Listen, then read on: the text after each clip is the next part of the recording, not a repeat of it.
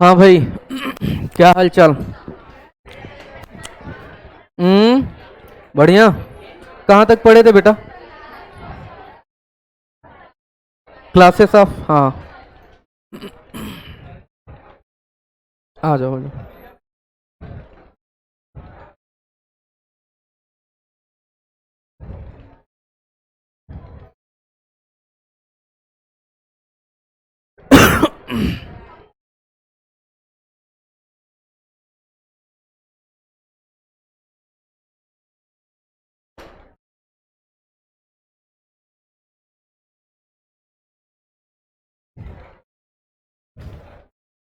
आ जाओ बेटा।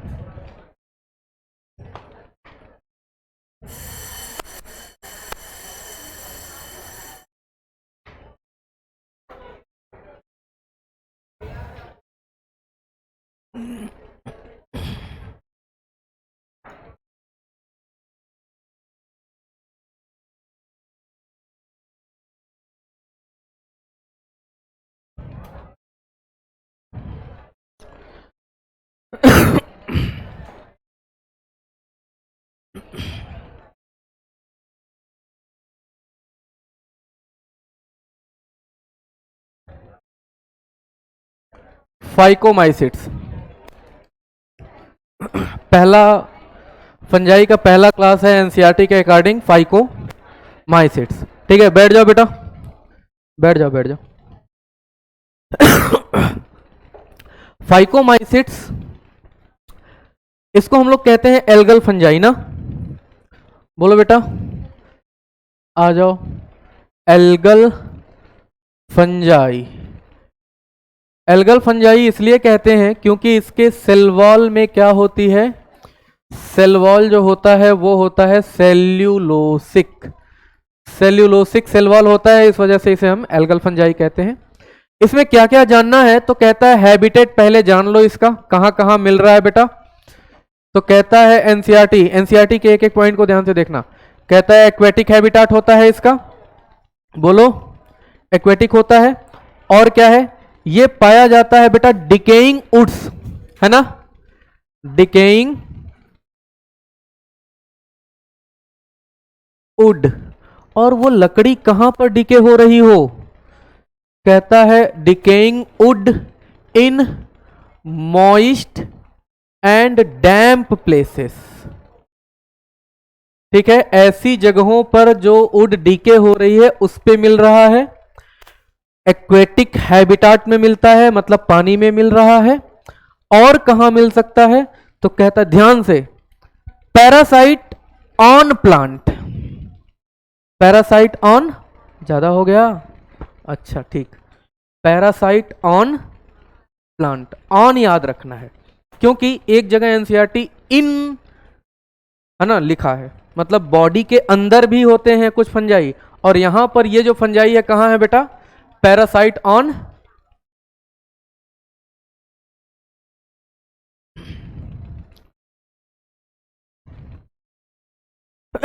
प्लांट्स पर पैरासाइट भी होते हैं, एक्वेटिक हैबिटाट, डिकेइंग वुड और पैरासाइट ऑन प्लांट। फिर क्या कहता है, देखो सारी चीजें पढ़ रखे हो, है ना। फिर कह रहा है माइसेलियम कैसा होता है, बता दो, लिखवाना जरूरी है क्या माइसेलियम? हाँ, माइसेलियम कैसा होता है बेटा इसका, माइसेलियम की अगर हम बात करते हैं तो ये होता है मल्टी न्यूक्लिएटेड सिनोसिटिक, या इसे आप कैसे कह सकते हो, aseptate and coenocyte, aseptate and coenocytic, ऐसा ही होता है ना। ए सेप्टेट सिनोसिटिक का मतलब सारे लोग जानते होंगे, बोलो भाई, ए सेप्टेट और सिनोसिटिक का मतलब सारे लोग जानते होंगे, ठीक है। रिप्रोडक्शन की अगर बात करते हैं तो अगर हम फाइकोमाइसिट्स के रिप्रोडक्शन की बात करें तो ए सेक्सुअल रिप्रोडक्शन, सबसे पहले हम किसकी बात करेंगे, ए सेक्सुअल रिप्रोडक्शन। ए सेक्सुअल रिप्रोडक्शन किसके किसके द्वारा हो सकता है, तो एनसीईआरटी कहती है दो चीजों के द्वारा होता है, एक तो जूस्पोर्स के द्वारा होता है, और दूसरा होता है बेटा ए प्लेनोस्पोर। इन दोनों के बारे में हम लोग पढ़े हैं, जूस्पोर्स और ए प्लेनोस्पोर्स दोनों के बारे में पढ़े कि नहीं? अरे बोलो। ये मोटाइल होता है और ये कैसा होता है? नॉन मोटाइल होता है। दोनों एंडोजीनस होते हैं या एक्सोजीनस? Both are endo. ये दोनों के दोनों क्या होते हैं बेटा? एंडोजीनस होते हैं, मतलब किसी स्ट्रक्चर के अंदर प्रोड्यूस हो रहे होते हैं। ठीक है, ये इतनी बातें। दूसरा है सेक्सुअल रिप्रोडक्शन। एनसीईआरटी का तारीफ करना पड़ेगा यहां पर। सेक्सुअल रिप्रोडक्शन क्यों तारीफ करना पड़ेगा भाई एनसीईआरटी का? कहता है कि सेक्सुअल रिप्रोडक्शन जाइगोस्पोर के द्वारा हो रहा है, और जाइगोस्पोर का फॉर्मेशन होता है दो गैमिट के फ्यूजन से। ये बड़ा खतरनाक पॉइंट है। इट इज वेरी, है ना, डेंजरस लाइन। जो बच्चा यहां पर देखेगा, उस लाइन को पढ़ेगा, वो यही समझेगा कि जाइगोस्पोर डिप्लॉयड स्ट्रक्चर है। अरे बोलो, पढ़ेगा कि नहीं? आ जाओ, है ना। देखो क्या कह रहा है कि सेक्सुअल रिप्रोडक्शन किसके द्वारा हो रहा है बेटा? By zygospores. किसके द्वारा हो रहा है? जाइगोस्पोर के द्वारा। और क्या लिखा है? कह रहा है formed by fusion of two gametes. दो गैमिट्स के फ्यूजन से ये बनता है जाइगोस्पोर। आ जाओ, है ना। दो गैमिट्स के फ्यूजन से बन रहा है जाइगोस्पोर। इतनी बातें समझ में आ रही हैं, लेकिन ये पूरा डिटेल नहीं, अभी डिटेलिंग इसमें करेंगे। ठीक है, और सुनना, कह रहा है गैमिट का जो फ्यूजन है वो तीनों तरह से होता है यहां पर। कैसा कैसा है? आइसोगैमस भी हो सकता है, एन आइसोगैमस भी हो सकता है, और तीसरा ऊगैमस भी। कितने लोग इन तीनों के बारे में जानते हैं? आइसोगैमस, एन आइसोगैमस और ऊगैमस। आइसोगैमस, दो फ्यूजिंग गैमिट्स आपस में मॉर्फोलॉजिकली क्या हो? सिमिलर हो, है ना। Anisogamous, both the fusing gametes are अलग अलग बट बोथ आर मोटाइल। ठीक है, या नन मोटाइल। अगर मोटाइल है तो दोनों होने चाहिए, और नन मोटाइल है तो दोनों नन मोटाइल होने चाहिए। और ऊगैमस, एक स्मॉल दूसरा लार्ज। जो लार्ज है उसके पास मैंडेटरी नन मोटाइल स्ट्रक्चर होना चाहिए। जो स्मॉल है, जिसे मेल गैमिट हम लोग बोलेंगे, वो नन मोटाइल भी हो सकता है और मोटाइल भी हो सकता है। क्लियर? ये तीन है, isogamous, anisogamous and oogamous. अब यहां से हमें एक चीज समझ में आनी चाहिए कि दो गैमिट के फ्यूजन से बन रहा है जाइगोस्पोर, तो दो गैमिट हैप्लॉइड होने चाहिए। दोनों गैमिट, जो दोनों गैमिट फ्यूज कर रहे हैं बेटा, वो दोनों क्या होने चाहिए? हैप्लॉइड। एन और एन, दोनों एन फ्यूज करके जाइगोस्पोर तो डिप्लॉइड बनना चाहिए था ना। लेकिन स्पोर तो हमेशा हैप्लॉइड होता है। जो स्पोर होता है, सेक्सुअल स्पोर होता है, वो मियोसिस के बाद बनता है, वो हैप्लॉइड होता है। तो ये तो हैप्लॉइड है, लेकिन यहां पर इसके अकॉर्डिंग डिप्लॉइड होना चाहिए। एनसीईआरटी गलत लिखी है कि नहीं लिखी है? बोलो जी। हैं? एनसीईआरटी कभी गलत नहीं लिखती। तुम दोनों पीछे खड़ी हो जाओ। हाँ, स्टैंड अप बोथ। मोबाइल लेके आओ इधर। तो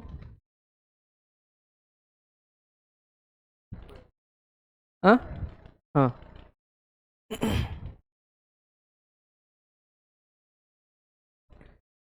तुम लोग मोबाइल में क्या देख रही थी उधर पीछे बैठ के?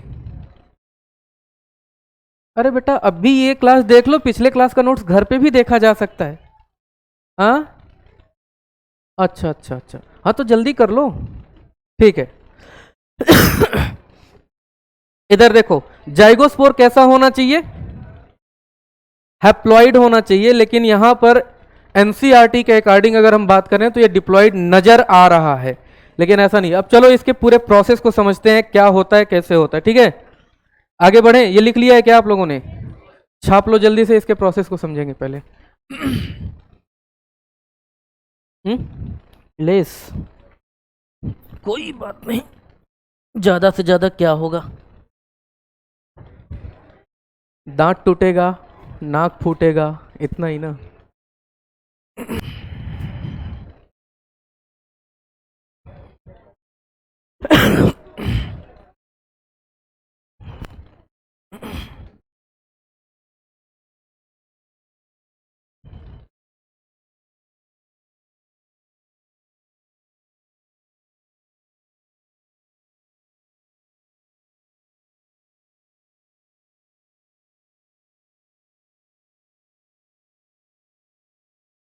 हो गया बच्चों?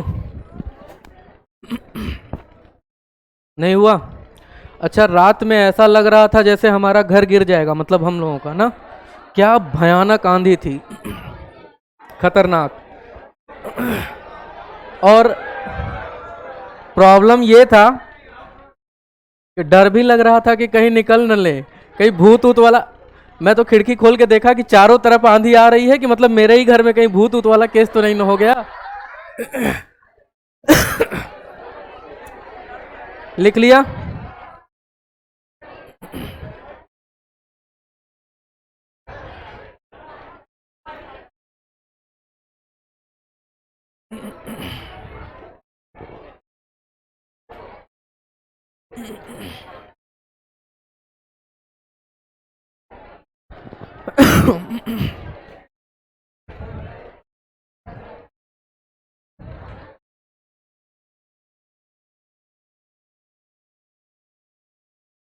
हो गया ना? चलो। आ? अरे जल्दी लिख यार, इतना टाइम लगाता है तुम सब। देखो इधर ध्यान से, एक फंजाई है, ये रहा मान लो एक फंजाई कोई, लाइक दिस, ठीक है जी। और इसका ये हमने बना लिया, मान लो एक स्ट्रक्चर, हाइफा बना लिया। क्या बना लिया? हाइफा कैसा? कह रहा है मल्टी न्यूक्लिएटेड है। कैसा? मल्टी न्यूक्लिएटेड सिनोसिटिक, है ना। एसेप्टेट होगा। कोई दूसरा फंजाई है इसी के बिरादरी का, इसका भी हाइफा है ना, इसका भी हाइफा है। और इसी के बिरादरी का तो है, लेकिन स्ट्रेन बदला हुआ है। स्ट्रेन बदलने के लिए हमने क्या बदल दिया? न्यूक्लियस का, है ना, कि चलो अलग अलग न्यूक्लियस हम दिखा रहे हैं, अलग अलग स्ट्रेन के हो गए। क्लियर? ठीक है, सारे लोग इधर ध्यान देंगे, वो अपना काम कर रहे हैं, हम लोग अपना काम करते रहेंगे। ठीक है। अब क्या हो रहा है, ये दोनों हाइफा आपस में कांटेक्ट करेंगे। यहां पर इसे गैमिटेंजिया बोलते हैं, गैमिटेंजियल कांटेक्ट होगा। गैमिटेंजियल कांटेक्ट होगा, फ्यूजन होगा मान लो। यहां पर हम फ्यूजन करा देंगे। बेटा आजकल ना बड़ा ज्यादा ये प्रोसेस चल रहा है, तुम्हारा भी छिनवा लेंगे, है ना। इधर ध्यान दो, खाली ध्यान, दिमाग इस पे रहना चाहिए। गड़बड़ हो जाएगा। देखो ध्यान से इधर देखना, हमने क्या किया बेटा, इसको इसका ये हाइफा दूसरे हाइफा से फ्यूज कराया है। एक्चुअली ये हाइफा गैमिटेंजिया बनाता है, ये भी हाइफा गैमिटेंजिया बनाता है। यहां पर गैमिटेंजियल कांटेक्ट हुआ, फ्यूजन हुआ। ठीक है। फ्यूजन होने के बाद यहां पर एक स्ट्रक्चर बनेगा। इस स्ट्रक्चर को हम नाम देंगे जाइगोस्पोरेंजियम। इस स्ट्रक्चर को हम क्या नाम दे रहे हैं? देखो हम पूरा स्ट्रक्चर दोबारा से नहीं बना रहे हैं, ऐसे ही रहेगा, और यहां पर फ्यूज करके एक स्ट्रक्चर बना हुआ है। एक्चुअली यहां पर अगर बहुत अच्छे से हम देखें तो कोई दूसरा बुक आप लोग पढ़ोगे तो इस तरह से इसका ग्रोथ होता है, इस तरह से इसका ग्रोथ कराता है ना। मैं उस तरीके से नहीं बना सकता, और नहीं बनाने का मेरा मन था। ये इस तरह से कॉपुलेशन हो रहा है, गैमिटेंजियल कॉपुलेशन, और यहां पर फ्यूज करके एक ऐसा स्ट्रक्चर बन जाता है एक में। ये स्ट्रक्चर मैं उठा करके यहां पे रख दिया हूं, इतनी बात समझना। एक हाइफा इस फंजाई का गैमिटेंजिया बनाया था, एक हाइफा इस फंजाई का गैमिटेंजिया बनाया था, और गैमिटेंजियल कॉपुलेशन हुआ, फ्यूजन हुआ। फ्यूज होने के बाद ये पूरा कंप्लीट एक स्ट्रक्चर बना, जिसे हम नाम दे रहे हैं जाइगोस्पोरेंजियम। क्या नाम दे दिया हमने बेटा इसे? Zygote sporangium. इस जाइगोस्पोरेंजियम के अंदर अगर हम देखते हैं, ठीक है, इस जाइगोस्पोरेंजियम के अंदर अगर हम देखते हैं बेटा, तो यहां पर ये और ये, इधर का न्यूक्लियस भी आया हुआ है और इधर का भी न्यूक्लियस आया है, ठीक है।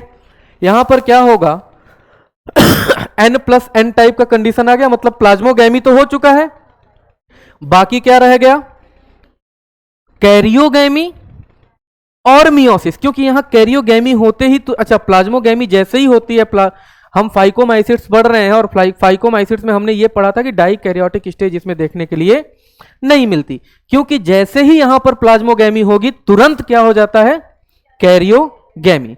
यहां पर करा दिया कैरियोगैमी, है ना। यहां पर कैरियोगैमी और मियोसिस दोनों यहीं पे हो जाएंगे, कैरियोगैमी एंड मियोसिस अकर।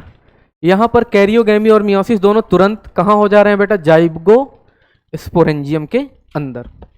ये बताओ, जब कैरियोगैमी बनेगा तो यहां पर जो स्ट्रक्चर आया, कैरियोगैमी होगा तो जो स्ट्रक्चर आएगा वो क्या आएगा, डिप्लॉइड। और कैरियोगैमी होने के बाद तुरंत कौन सा केस आ जाएगा, मियोसिस। मियोसिस के बाद जाइगोस्पोरेंजियम के अंदर बनेगा जाइगोस्पोर्स। अब जाइगोस्पोर जो बन रहा है वो हैप्लॉइड है या डिप्लॉइड है। यहां पर जब मियोसिस होगा बेटा तो यहां पर ढेर सारे क्या बनेंगे, जाइगोस्पोर, है ना। इनके अंदर ढेर सारे क्या बन जाएंगे, जाइगोस्पोर्स। और ये जाइगोस्पोर्स अभी आपको कैसा दिख रहा है, हैप्लॉइड। क्यों, कैरियोगैमी से 2n बना, यहां n था, इसको भी n मानो, ये n+n होगा, किसकी वजह से, प्लाज्मोगैमी की वजह से। यहां प्लाज्मोगैमी आपने कराया, n+n बनाया, जाइगोस्पोरेंजियम बनाया, जाइगोस्पोरेंजियम के अंदर कैरियोगैमी हुआ, 2n बना, और 2n बनते ही तुरंत क्या हो गया, मियोसिस हो गया, बन गया जाइगोस्पोर, बन गया यहां पर जाइगोस्पोर। और जाइगोस्पोर कैसा बेटा, हैप्लॉइड। और ये जाइगोस्पोर डेवलप कर जाएगा न्यू माइसोलियम में, develops into new mycelium, develops into new mycelium. तो जाइगोस्पोर कैसा, हैप्लॉइड या डिप्लॉइड, हैप्लॉइड।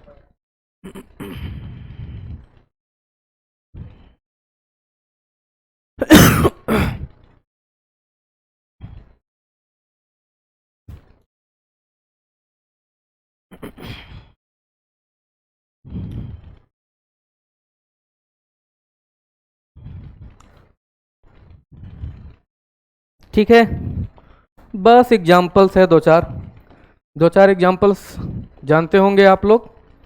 क्या क्या एग्जाम्पल दे रखा है, पहले तो म्यूकर दे रखा है, म्यूकर देख लेना।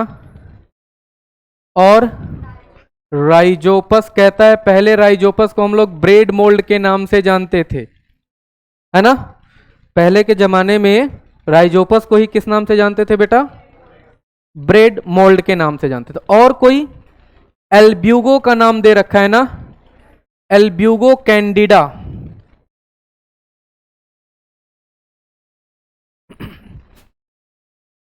क्या करता है, पाउडरी मेल्ड्यू ऑफ क्रूसीफर या वाइट रस्ट ऑफ क्रूसीफर करता है, एक डिजीज कॉज करता है, वाइट रस्ट ऑफ क्रूसीफर्स।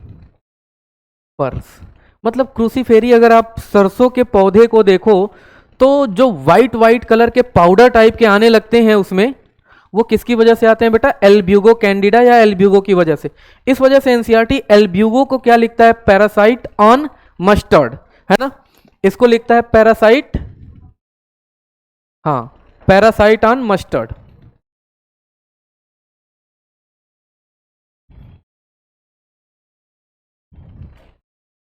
ठीक है, और कोई एग्जाम्पल जानते हो क्या, एक और जानना है, एक और लिख लेना बेटा, फाइटोप्थोरा इन्फेस्टेंस, फाइटोप्थोरा। बात मत करो जी तुम लोग पीछे, इन्फेस्टेंस, फाइटोप्थोरा इन्फेस्टेंस। ये क्या करता है, लेट ब्लाइट ऑफ पोटैटो। बेटा मैं बोल रहा हूँ, बात मत करो ना, और बात करो तो अपने तक ही रखो, आवाज तुम लोगों के इधर ना आने चाहिए। Late blight of potato.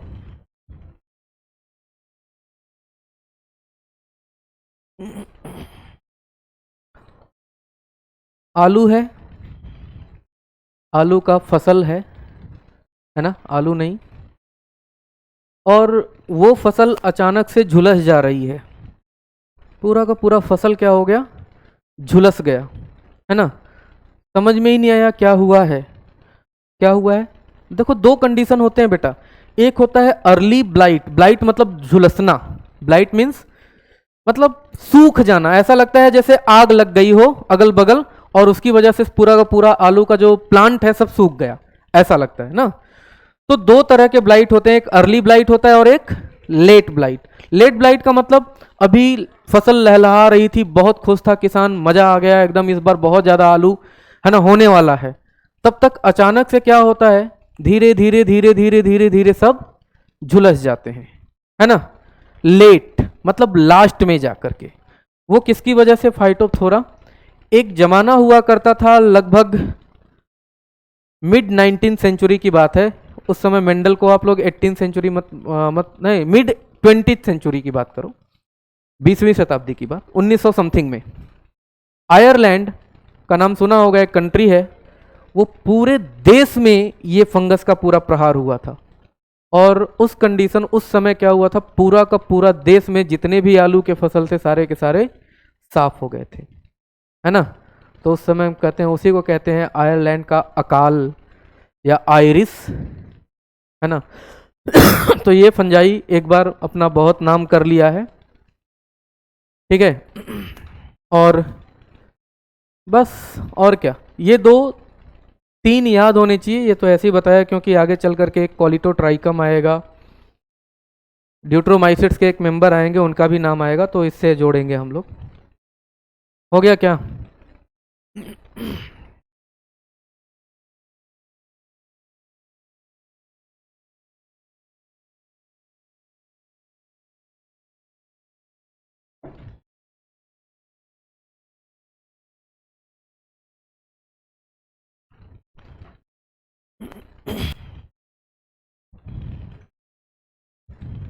Ascomycetes, अगला फंजाई कौन होगा, एस्को, अगला फंजाई का क्लास बोलेंगे हम, अगला क्लास होगा बेटा एस्कोमाइसिट्स। क्या हुआ, इसमें बैक गियर नहीं दिया है यार, एस्कोमाइसिट्स, ठीक है। एस्कोमाइसिट्स, इतना टाइम लगाओगे तो क्या करें हम, इसको क्या बोलते हैं बेटा, सैक फंजाई बोलते हैं। सैक फंजाई हम क्यों बोलते हैं, क्योंकि इसमें जो सेक्सुअल स्पोर बनते हैं वो एक सैक लाइक स्ट्रक्चर में बनते हैं, है ना। हम क्या लिखेंगे, बिकॉज, क्यों, क्योंकि sexual spores are formed inside a sac like structure, एक सैक लाइक स्ट्रक्चर के अंदर बन रहे हैं, इस वजह से इसे हम नाम देते हैं सैक फंजाई। ठीक है, बोलो बेटा।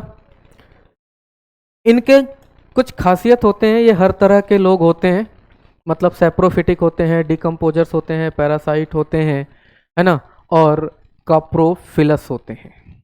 क्या क्या कह रहा है, दे आर, ये क्या क्या हैं, सैप्रोफिटिक हैं। समझते हैं सैप्रोफिटिक का मतलब हम सारे लोग, है ना। डिकम्पोजर्स हैं बेटा ये, इसका मतलब भी हम लोग समझते होंगे, ठीक है। और क्या कह रहा है, ये पैरासाइट भी होते हैं क्या, पैरासाइट भी हैं, और काप्रोफिलस भी हैं। काप्रोफिलस का मतलब ग्रोइंग ऑन डंग, डंग पर ग्रो करने वाला फंजाई। इसी का एक मेंबर है डंग पे ग्रो करता है, जिसका नाम है, कोई जानता है? पेजाइजा नाम का एक फंजाई है जो कैप्रोफिलस फंजाई है। पेजाइजा है ना, कैप्रोफिलस, ठीक है। डंग पे, गोबर पे ग्रो करने वाला फंजाई। और इनके बारे में और कुछ बातें कहता है कि ये यूनिसेल्यूलर भी हैं और बहुत सारे मल्टी सेल्यूलर हैं। Actually most of the fungi of the ascomycetes are multicellular, but एक यूनिसेल्यूलर भी है ना। तो इसमें जो यूनिसेल्यूलर है उसका नाम क्या है? यूनिसेल्यूलर बेटा ईस्ट। यूनिसेल्यूलर कौन है? ईस्ट। ईस्ट के बारे में ये कह रहा है सैकेरोमाइसिस। सैकेरोमाइसिस नाम इसका जीनस नाम दे दिया है। अच्छा, एक और ईस्ट का जीनस है या एक नाम बता रहे हैं, मोनेस्कस परप्यूरियस नाम सुना है क्या? जिससे स्टेटिन प्रोड्यूस किया जाता है ना, वो भी तो एक ईस्ट है बेटा। मोनेस्कस परप्यूरियस भी क्या है? एक ईस्ट है, स्टेटिन बनाता है और स्टेटिन का काम है ब्लड कोलेस्टेरॉल लोअरिंग, है ना, ठीक है, उसको भी हम लिख लेंगे। तो यूनिसेल्यूलर फंजाई तो ईस्ट हो गया, सैक्रोमाइसिस, और सारे के सारे क्या हैं? बट मोस्ट जो हैं वो मल्टी सेल्यूलर हैं। तो मल्टी सेल्यूलर का एग्जाम्पल लिखने का जरूरत है क्या? मान लीजिए वो तो पेनिसिलियम लिखा है, क्या पेनिसिलियम ही मल्टी सेल्यूलर है? सब मल्टी सेल्यूलर हैं, ईस्ट को अगर हम छोड़ दें तो। बात समझ में आ रही ना? ईस्ट को छोड़ दें तो बाकी इसमें जितने भी मेंबर्स आएंगे सारे के सारे क्या होंगे? Multi cellular. बोलो बेटा, ईस्ट को अगर हम छोड़ दें तो बाकी सारे मेंबर्स क्या होंगे? मल्टी सेल्यूलर होंगे। तो यहां पर एग्जाम्पल लिखने की कोई खास जरूरत नहीं है, ठीक है। Reproduction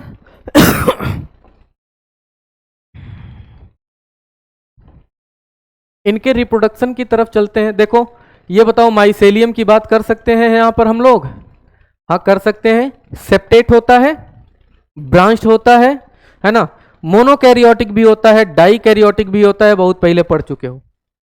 clear? मत कहना कि सर आप ये सब छोड़ के जा रहे हैं, नहीं छोड़ के नहीं जा रहे हैं, पहले पढ़ा चुके हैं। रिप्रोडक्शन ये भी पढ़ा चुके हैं। रिप्रोडक्शन में आओ, ए सेक्सुअल रिप्रोडक्शन। ए सेक्सुअल किसके द्वारा होता है बेटा? यहां पर कोनिडिया के द्वारा होता है, बाई कोनिडिया। और कोनिडिया एक्सोजीनस होता है या इंडोजीनस होता है? ये एक्सोजीनस होता है ना। किस पर बनता है बेटा? जिस पर ये जिस हाइफा पर बनता है उस हाइफा को हम नाम देते हैं कोनिडियो 4। क्लियर? जिस हाइफा पर बनता है उसे हम नाम देते हैं कोनिडियो 4। दूसरा है सेक्सुअल रिप्रोडक्शन।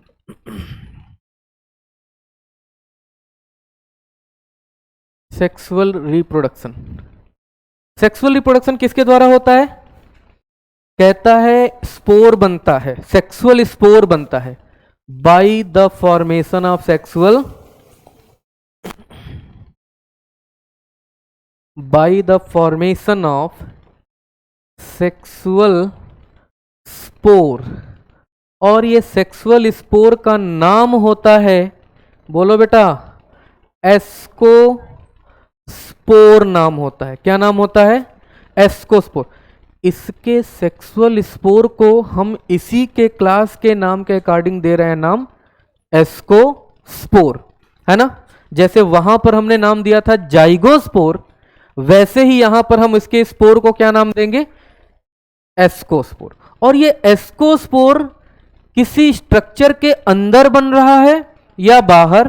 तो कह रहा है कि नहीं, ये एस्कोस्पोर जो होता है एंडोजिनस होता है, मतलब स्ट्रक्चर के अंदर बन रहा है।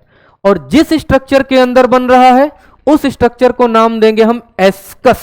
क्या नाम देंगे? वही एक सैक लाइक स्ट्रक्चर तो है। देखो यहां लिखा है ना, sexual spores are formed inside a sac like structure. तो ये जो स्पोर है वो एक सैक लाइक स्ट्रक्चर के अंदर बन रहा है। एक थैले जैसे स्ट्रक्चर के अंदर बन रहा है जिसे हम नाम दे रहे हैं एस्कोस्पोर, और जिस स्ट्रक्चर के अंदर बन रहा है उसे हम नाम दे रहे हैं एस्कस। क्लियर? लिखें आगे, ये हो गया क्या? अभी फोटो बना के भी हम लोग समझेंगे बेटा।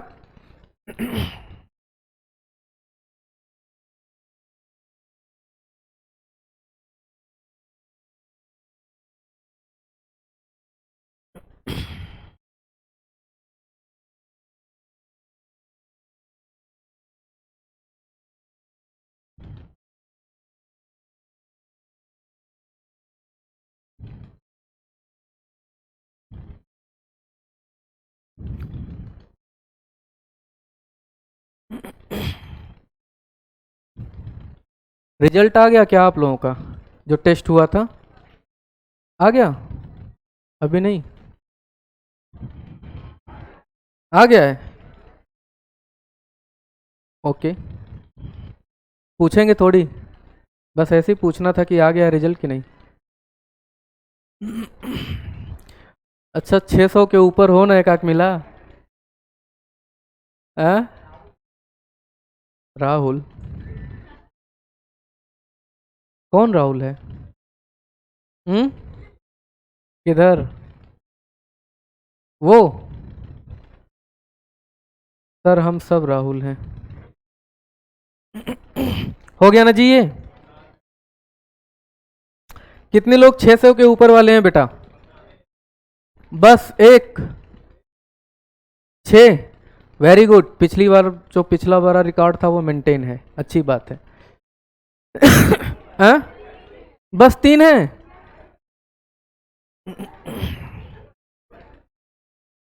हमको लग रहा है जैसे जैसे सिलेबस बढ़ता जाएगा वैसे वैसे तुम लोग 600 के नीचे आते चले जाओगे। एक चैप्टर का टेस्ट था सर 600 लाए, 2 चैप्टर हो गए 600 से कम हो गया। अभी एक ही चैप्टर का था फिर भी क्या प्रॉब्लम हो गई? फिजिक्स को अच्छा उधर जेई का क्वेश्चन उठा के रख दिया था क्या? अच्छी बात है।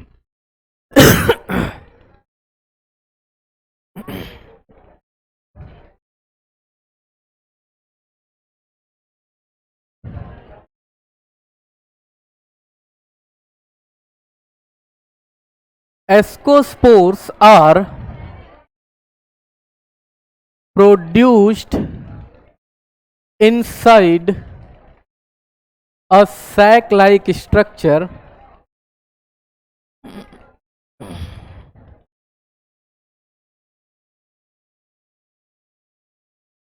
by meiosis। नहीं, meiosis अभी मत लिखो। A sac-like structure called ascus। क्या कहेंगे इसे हम? एस्कस कहेंगे। एस्कस, एस्कस बेटा ये सिंगुलर नंबर होता है। ये क्या होता है?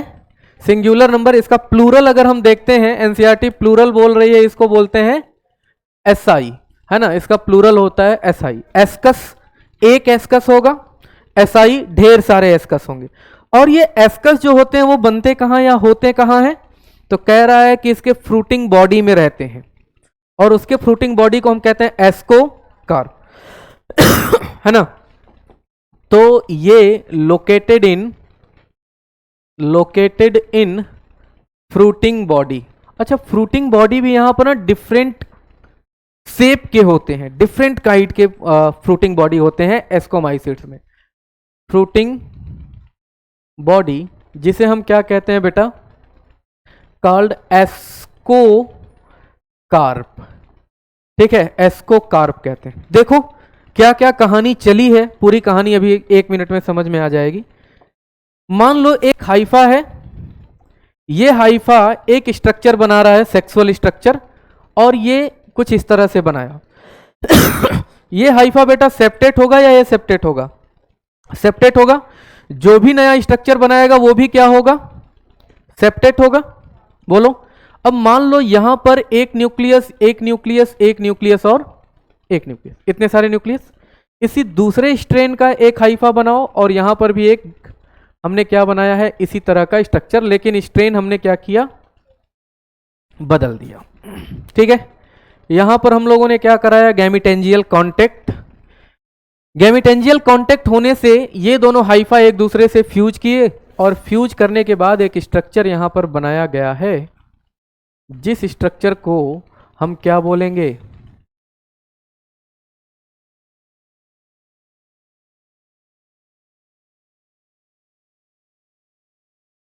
यहां पर बेटा दो न्यूक्लियस आ गए हैं, यहां पर भी दो न्यूक्लियस आ गए, यहां पर भी दो न्यूक्लियस आ गए और यहां पर भी दो न्यूक्लियस, 1 2 3 4 हो गया ना। हाँ ठीक है, इस स्ट्रक्चर को आप क्या बोल रहे हो, इस स्ट्रक्चर को हम नाम दे रहे हैं फ्रूटिंग बॉडी। क्या नाम दे रहे हैं, फ्रूटिंग बॉडी, या इसे आप क्या बोलोगे, एस्को कार्प, यही ना जी, इसे हम बोले एस्को कार्प। इस एस्को कार्प के अंदर ये जो स्ट्रक्चर्स दिख रहे हैं, इन स्ट्रक्चर्स को हम क्या बोल रहे हैं, एस्कस। भाई ये कई हो गए तो हमने बोला एसआई, है ना, हमने क्या बोला, एसआई। ठीक है, एस्कस या एसआई। इसी के अंदर इनका क्या होगा, कैरियोगैमी और मियोसिस। लेकिन कैरियोगैमी और मियोसिस दोनों एक साथ होते हैं, बट यहां पर प्लाज्मोगैमी और कैरियोगैमी के बीच में कुछ टाइम लैग होता है कि नहीं, एस्कोमाइसिट्स में होता है बेटा। ये हैप्लॉइड स्ट्रक्चर था, ये भी हैप्लॉइड स्ट्रक्चर है, ये स्ट्रक्चर जो आपको दिख रहा है वो क्या है, डाइकैरियोटिक स्ट्रक्चर। डाइकैरियोटिक स्ट्रक्चर, यहां पर हो गया कैरियोगैमी, यहां पर क्या हुआ, कैरियोगैमी, और कैरियोगैमी होते ही तुरंत क्या हो जाती है, मियोसिस। कैरियोगैमी हुआ और तुरंत हो जाएगा मियोसिस। तो मियोसिस होने के बाद यहां स्ट्रक्चर जो बनेगा वो अब क्या बनेगा, देखना यहां पर ढेर सारे क्या बन जाएंगे बेटा, स्पोर्स बनेंगे ना, बोलो, ढेर सारे। ये मान लो कि एक एसआई है, एसआई एसआई एसआई एस्कस, इनके अंदर ये सब बन गए हैं एस्को स्पोर्स। मियोसिस के बाद इनके अंदर बन गए एस्कोस्पोर्स, और यही एस्कोस्पोर्स फर्दर डेवलप कर जाएंगे नए माइसेलियम में, बोलो। यही एस्कोस्पोर्स फर्दर डेवलप कर जाएंगे बेटा न्यू माइसेलियम में। हो क्या रहा है, ध्यान से देखना, यहां पर एक हाइफा था, हाइफा ने रिप्रोडक्टिव स्ट्रक्चर डेवलप किया, ये भी हाइफा रिप्रोडक्टिव स्ट्रक्चर डेवलप कर रहा है। इस रिप्रोडक्टिव स्ट्रक्चर को हम रिप्रोडक्टिव ऑर्गन्स भी कह सकते हैं, है ना।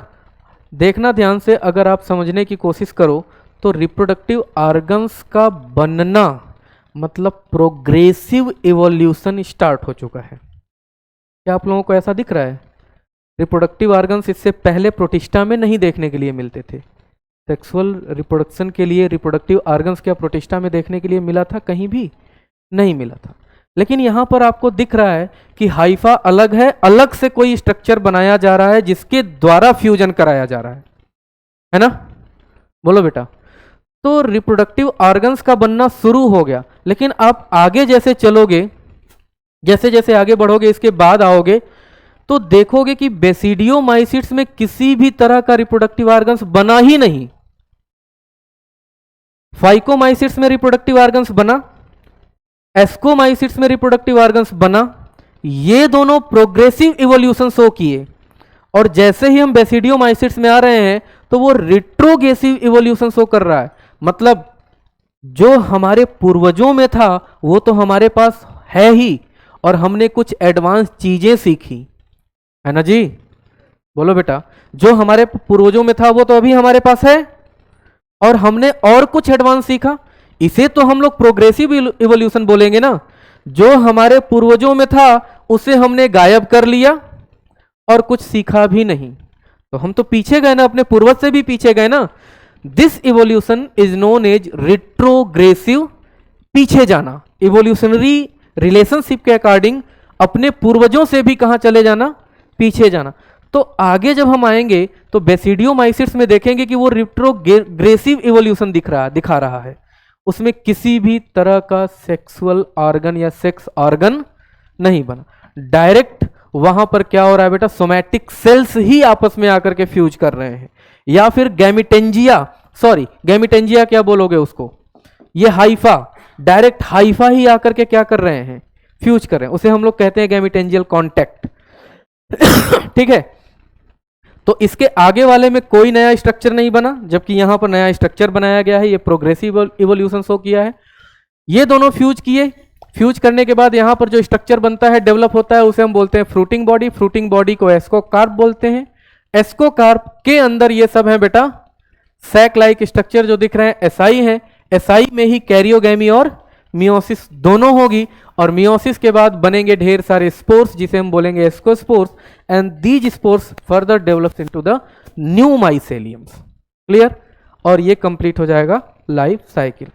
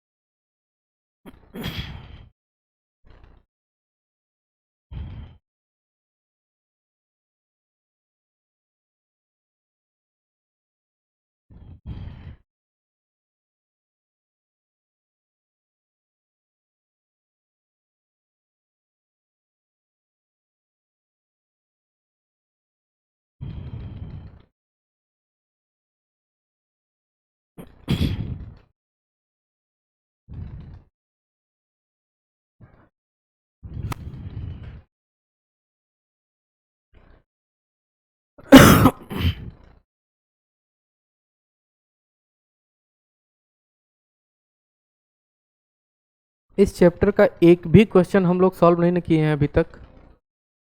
क्वेश्चन सॉल्व करना चाहिए हम लोगों को।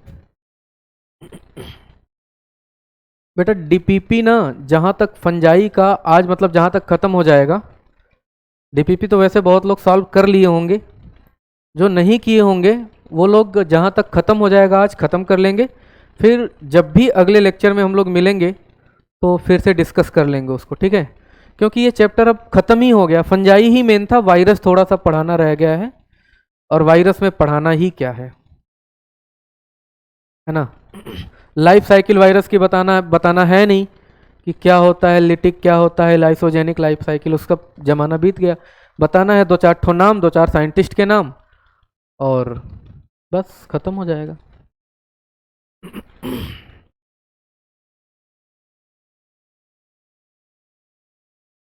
और प्लांट किंगडम, एनिमल किंगडम जो दे रखा है वो तो डिटेल ही पढ़ना है तुम लोगों को। ठीक है ना, आगे बढ़े।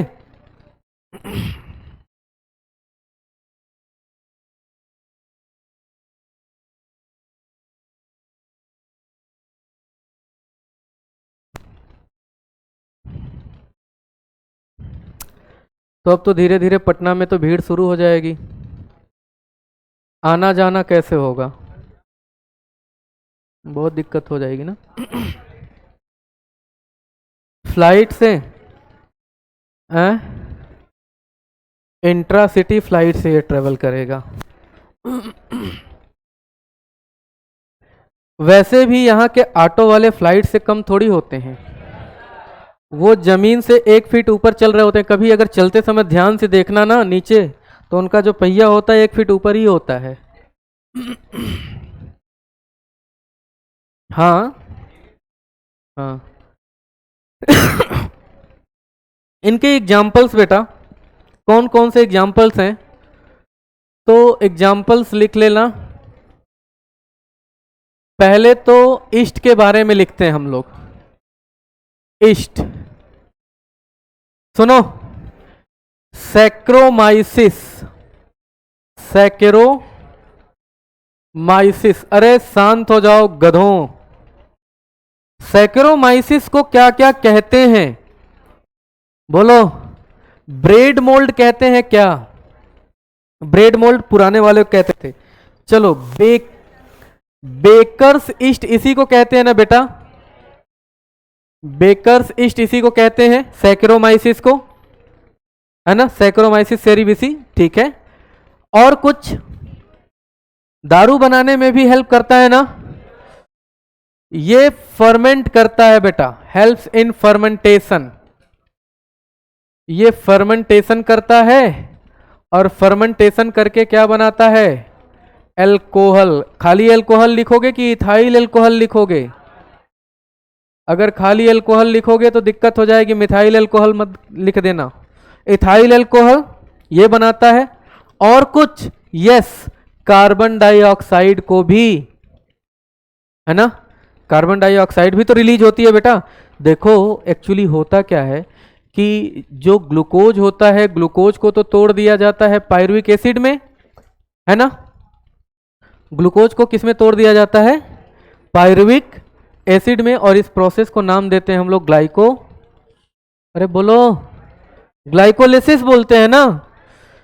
और पायरुविक एसिड को फर्दर किस में तोड़ दिया जाता है? बोलो, C2H5OH प्लस CO2 में, यही ना। और बोलो इस कंडीशन में कौन से एंजाइम यहां पर इन्वॉल्व होती है? क्या एंजाइम याद है? दो एंजाइम। पहले डी कार्बोक्सिलेशन होता है पायरुविक एसिड का, पहले क्या होता है? CH3COCOOH होता है। यहां से कार्बन डाइऑक्साइड एक निकाल दो, CH3COOH, यही होता है ना जी। इससे कार्बन डाइऑक्साइड निकालोगे तो कितने कार्बन का कंपाउंड बनेगा? 2 कार्बन का कंपाउंड बनेगा, डी कार्बोक्सिलेशन। और ये डी कार्बोक्सिलेशन जो होता है वो कैसा होता है? रिडक्टिव या ऑक्सीडेटिव? बोलो बोलो बोलो बोलो बोलो, यही तो दिमाग काम नहीं करता है सर। चलो मुझे एक बात बताओ, यहां पर NADH खर्च किया जाता है NAD प्लस में, तो यहां से हाइड्रोजन निकल रहा है ना, और ये हाइड्रोजन जाकर के इधर ही कहीं ऐड हो रहा है ना। ऐड हो रहा है क्या? ऐड हो रहा है, तो इसको जाकर रिड्यूस कर रहा है ना। तो रिडक्टिव डिकार्बोक्सिलेशन हुआ कि नहीं? इसका रिडक्शन हुआ और इसका ऑक्सीडेशन हुआ। रिडक्टिव डिकार्बोक्सिलेशन, और रिडक्टिव डिकार्बोक्सिलेशन के लिए यहां पर इंपॉर्टेंट होता है एक एंजाइम। सर फंजाई पढ़ाते पढ़ाते आप लगे रेस्पिरेशन पढ़ाने, अच्छी बात है, ड्रॉपर इसीलिए तो हो तुम लोग। ठीक है, मतलब ड्रॉपर हो तो हम पढ़ा सकते हैं, ऐसा तो नहीं है कि नहीं जीवन में पहली बार सुन रहा है सर, घुस ही नहीं रहा है दिमाग में मेरे। ठीक है, अब क्या, यहां से एक एंजाइम इन्वॉल्व होगी जिससे हम बोलेंगे कौन सा एंजाइम? पाइरुवेट डी कार्बोक्सी, अरे बोलो ना, पाइरुवेट डी कार्बोक्सिलेज।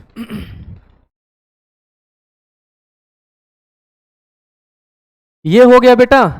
और इसके बाद यहां पर जब ये बताओ, जब इसका रिडक्शन होगा, ये एसिड है, एसिड का रिडक्शन अगर तुम कराओगे तो एल्डिहाइड बनेगा या कीटोन?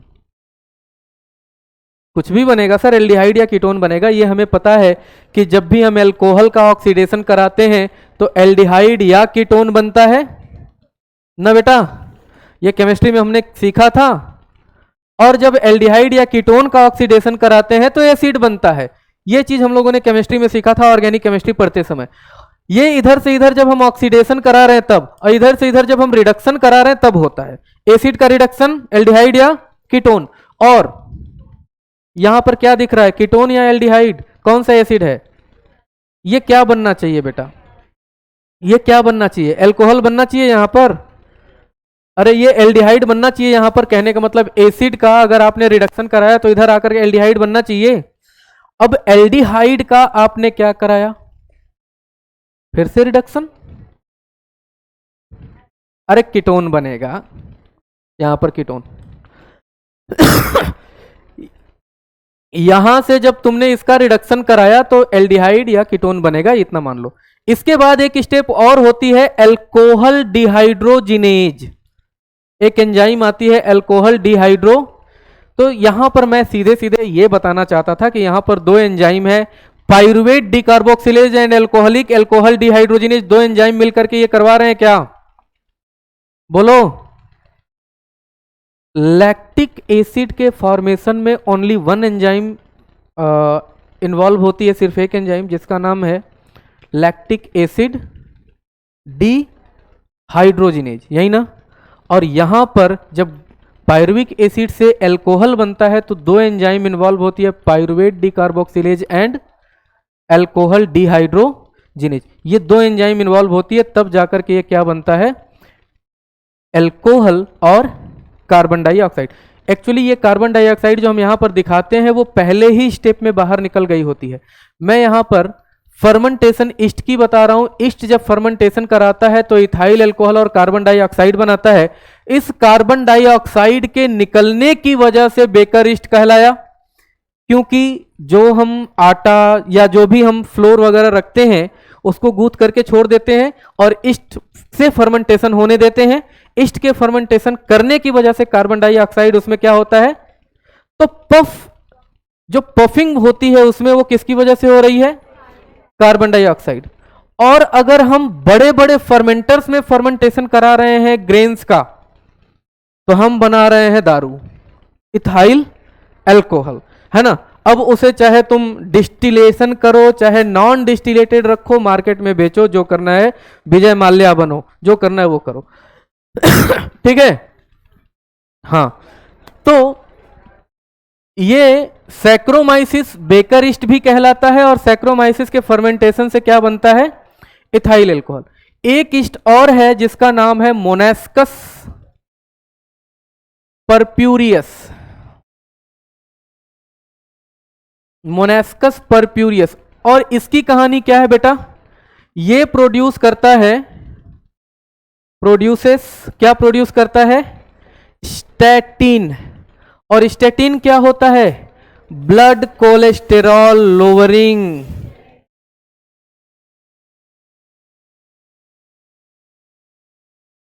अच्छा, ये तो हजारों बार पूछा गया है नीट में, ब्लड कोलेस्टेरॉल लोअरिंग एजेंट। ये रहा ईस्ट के बारे में। और कुछ एग्जाम्पल जानते हैं क्या हम लोग, हाँ और जानते हैं बेटा, पेनिसिलियम का नाम सुना है ना, पेनिसिलियम, पेनिसिलियम नोटेटम या पेनिसिलियम के कई स्पीसीज है जिससे हम लोग क्या बनाते हैं, एंटीबायोटिक। इसने प्रोड्यूस किया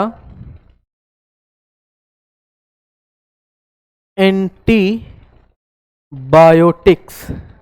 इसने क्या प्रोड्यूस किया बेटा, एंटीबायोटिक्स। किसने सबसे पहली बार एंटीबायोटिक्स को डिस्कवर किया, फर्स्ट डिस्कवर्ड एंटीबायोटिक इज, बोलो,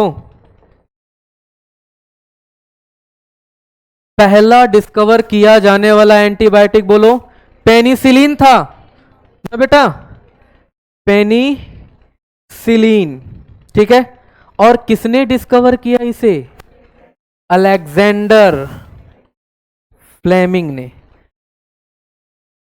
क्या ये डिस्कवरी बाय चांस डिस्कवरी थी, बाय चांस डिस्कवरी थी। क्यों बाय चांस थी, ये काम कर रहे थे किसी बैक्टीरिया पर, उस बैक्टीरिया का नाम बताओ, स्ट्रेप्टो,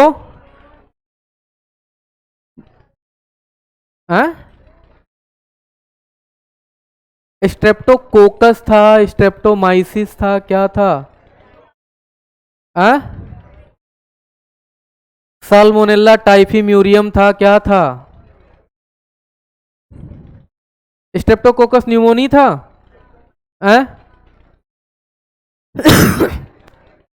खत्म है सब। क्या,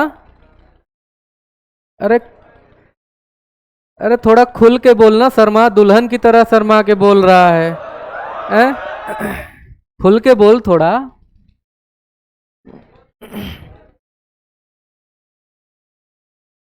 क्या बेटा, स्ट्रेप्टो,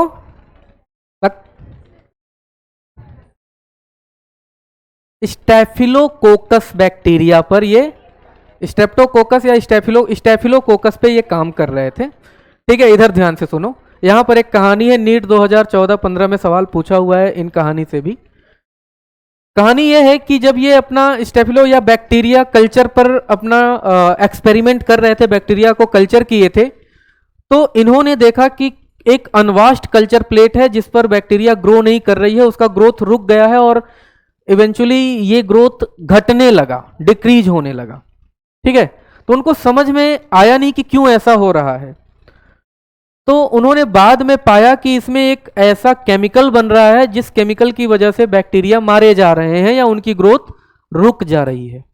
ठीक है, तो इनको अब ये भी समझना था कि ये केमिकल कहां से आया, तो उन्होंने पता किया कि देखा चारों तरफ कुछ फंगस ग्रो कर रहे हैं, वो फंगस बैक्टीरिया इस तरह के केमिकल को रिलीज कर रहे हैं। तो बाद में इन्होंने उसी केमिकल को बोल दिया कि भाई ये केमिकल एंटीबायोटिक्स है जो बैक्टीरिया को किल कर सकती है, और वो जो बैक्टीरिया वहां पर जो फंजाई ग्रो कर रहा था वो पेनिसिलियम था, इस वजह से उसने नाम क्या दे दिया, पेनिसिलिन। ठीक है, यहां पर नीट ने क्या क्वेश्चन पूछा था, नीट क्वेश्चन ये पूछा था कि अलेक्जेंडर फ्लेमिंग के डिस्कवरी में कल्चर प्लेट में जो बैक्टीरिया और फंजाई का इंटरेक्शन है, पॉपुलेशन इंटरेक्शन, वो इंटरेक्शन क्या है। देखो, फंजाई को फायदा हो रहा है कि नुकसान हो रहा है, कि न तो फायदा न तो नुकसान, न तो फायदा न तो नुकसान। और बैक्टीरिया का क्या हो रहा है बेटा, नुकसान हो रहा है, मतलब ये जा रहा है माइनस में। बस अगर कहीं पे दो अलग अलग स्पीसीज का इंटरेक्शन हो रहा हो, उस इंटरेक्शन में किसी एक स्पीसीज को बेनिफिट और दूसरे स्पीसीज को नुकसान हो रहा हो, या वो तो अलग कहानी हो गई।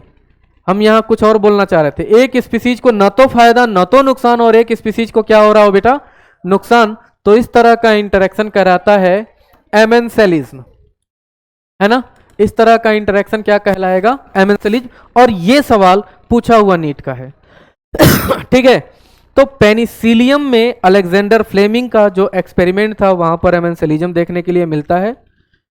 और आगे बढ़ते हैं, और एक एग्जांपल बोलो। एक एग्जांपल क्लेविसेप्स परप्यूरिया है, अर्गाट फंगस उसको बोलते हैं। चौथा एग्जांपल है बेटा क्लेविसेप्स, क्लेविसेप्स इसको हम लोग बोलते हैं अर्गाट फंगस, अर्गाटिज्म करता है, एक डिजीज। और एस्परजिलस नाइगर का नाम सुना है, एस्परजिलस नाइगर। एस्परजिलस क्या प्रोड्यूस करता है बेटा, प्रोड्यूस सिट्रिक एसिड, ये सिट्रिक एसिड प्रोड्यूस करता है। और कुछ नाम सुना होगा आप लोगों ने, न्यूरोस्पोरा, न्यूरोस्पोरा, इसको बेटा रेड या पिंक मोल्ड के नाम से जानते हैं, रेड या पिंक मोल्ड के नाम से जानते हैं। बहुत इंपॉर्टेंट फंजाई है, इसको हम लोग एक और नाम देते हैं Drosophila plant kingdom, Drosophila of plant kingdom. Drosophila का नाम सुना है क्या आप लोगों ने, ड्रोसोफिला पर एक्सपेरिमेंट किया गया था किसके द्वारा, TH Morgan, Thomas Hunt Morgan ने। उन्होंने अपने एक्सपेरिमेंट के द्वारा क्या कंक्लूजन दिया या कौन सा कॉन्सेप्ट दिया था, लिंकेज एंड रिकॉम्बिनेशन। ठीक है, कहने का यह तात्पर्य है कि ड्रोसोफिला पर एक्सपेरिमेंटली प्रूफ किया गया था जेनेटिक्स के क्रोमोजोमल थियरी ऑफ इनहेरिटेंस को। क्रोमोजोमल थियरी ऑफ इनहेरिटेंस किसने प्रपोज किया था, वॉल्टर एंड सटन ने। ठीक है, वॉल्टर एंड सटन ने यह प्रपोज किया था क्रोमोजोमल थियरी। और हाँ सटन एंड बॉवेरी, सॉरी वॉल्टर का भूल गया, सटन एंड बॉवेरी ने, सॉरी। और इसको एक्सपेरिमेंटली किसने प्रूफ किया बेटा, टीएच मॉर्गन ने। और एक्सपेरिमेंटली प्रूफ किया था किस पर, एक्सपेरिमेंट करके, ड्रोसोफिला पर। कहने का यह तात्पर्य है कि ड्रोसोफिला पर जैसे जेनेटिक एक्सपेरिमेंट हुआ है, वैसे ही ढेर सारे जेनेटिक और बायोकेमिकल एक्सपेरिमेंट न्यूरोस्पोरा पर भी होते हैं। इस वजह से न्यूरोस्पोरा का नाम हम क्या देते हैं, ठीक है, क्यों नाम देते हैं, बिकॉज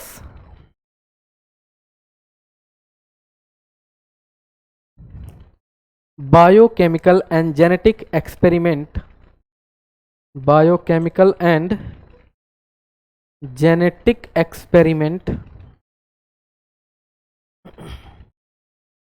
occurs on न्यूरोस्पोरा। एक अंदर की बात बताता हूं आप लोगों को, किसी को मत बताना। क्रॉसिंग ओवर की डिस्कवरी या क्रॉसिंग ओवर का जो भी प्रोसेस हुआ है, वो सारे प्रोसेस पहली बार खोजे गए थे न्यूरोस्पोरा में ही। ठीक है, ये अंदर की बात है, मजा नहीं आया है ना। यही तो प्रॉब्लम है यहाँ के बच्चों में। यहाँ के बच्चे पता नहीं क्या सुनना चाहते हैं, सबके अलावा मतलब अभी ये सारी चीजें न सुन करके उनको अलग ही चीज चाहिए। अरे क्या चाहिए भाई, सेलेक्ट हो जाओ, उसके बाद तो पूरी दुनिया तुम्हारी है। ये लेकिन गलत बात होती है, लेकिन हाँ है तो है। नहीं समझे, समझ में नहीं आता है। मेरी बातें कुछ ऐसी होती हैं कभी कभी जो समझ से परे हो जाती हैं। कहने का मतलब है कि लोग कहते हैं कि सिलेक्ट हो जाओ, एक बार सिलेक्शन ले लो, उसके बाद तो दुनिया के सारे मजे तुम्हारे। जाओ वहां मेडिकल कॉलेज में, समझ में आएगा कितने मजे ले पाओगे। ठीक है, उसके बाद ये होगा यार एमबीबीएस कैसे हूं पास हो जाए, पीजी करना है, पीजी में सिलेक्शन हो जाए, उसके बाद सब कुछ तुम्हारा। पीजी में सिलेक्शन बन जाओ जेआर, है ना। जैसे ही जेआर बनोगे, एसआर तुम्हारा एकदम मतलब हालत खराब किए रहेगा। वो कहेगा भाई मेरी भी ड्यूटी तू ही कर। लगे हो वहां पर, चल रहा है तुम्हारा जिंदगी, 2-3 साल निकाल लिया, है ना। कभी कभी तो ये हालत होती है बेटा कि जाना होता है कहीं और चले जाते हैं कहीं और। एक बार की कहानी है, केजीएमसी में एक ऑप्थेल्मो में एक जेआर हुआ करती थे। वो 3 दिन से लगातार, मतलब 3 दिन 3 रातें लगातार ऑप्था में ड्यूटी करके वो जा रहे थे हॉस्टल अपने। हॉस्टल जाते समय, अब वहाँ केजीएमसी कभी कोई गया है क्या, यहाँ पे किंग जॉर्ज मेडिकल यूनिवर्सिटी कोई नहीं गया। हाँ सही बात है, king George medical university Lucknow में है। वो मेडिकल यूनिवर्सिटी है। इससे ही तुम लोग यहाँ पर अंदाजा लगा सकते हो कि पीएमसीएच कितने पीएमसीएच उसमें समाएंगे, है ना। That is the medical university. India का 7वें रैंक का मेडिकल कॉलेज आता है वो। मतलब उसमें आप अगर लगभग 690 680 के आसपास आते हो 720 में, तो एक बार सोचो कि यहाँ केजीएमसी में सिलेक्शन सीट मिल जाएगा। ठीक है, अदरवाइज तो मतलब इधर उधर भटको। तो ऐसा इतना बड़ा है। अब वो बंदा निकला, अब ये कहानी मैं नहीं देखा हूं अपने आंखों से, मेरा भैया बताता था कि वो भाई साहब निकले, निकल करके आफथा से निकल करके पता नहीं कहाँ, मतलब पीडिया वगैरह घूमते घामते फिर अपने आफथा ही पहुंच गए।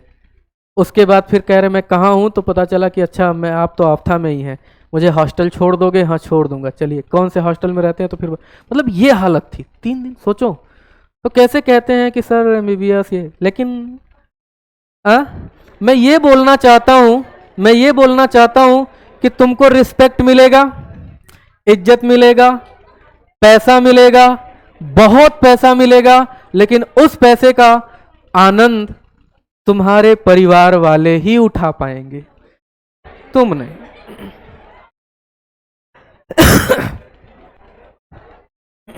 ठीक है, हो गया ये। कुछ एडिबल फंजाई भी इसमें नाम दे रखा है बेटा।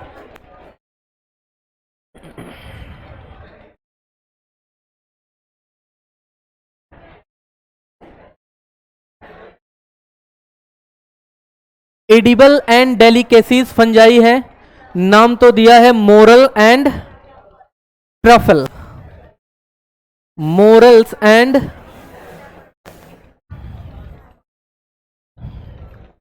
ट्रफल्स।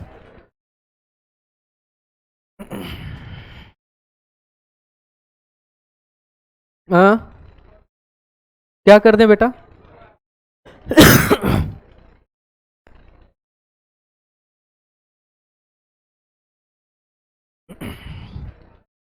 मोरल को और भी कई नाम से जानते हैं, मॉर्चेल्ला के नाम से जानते हैं, गुच्छी के नाम से जानते हैं, कई नाम है मतलब। लेकिन एनसीईआरटी में जो नाम है उसी नाम को याद रखना। मोरल्स एंड ट्रफल्स जो होते हैं एडिबल, है ना।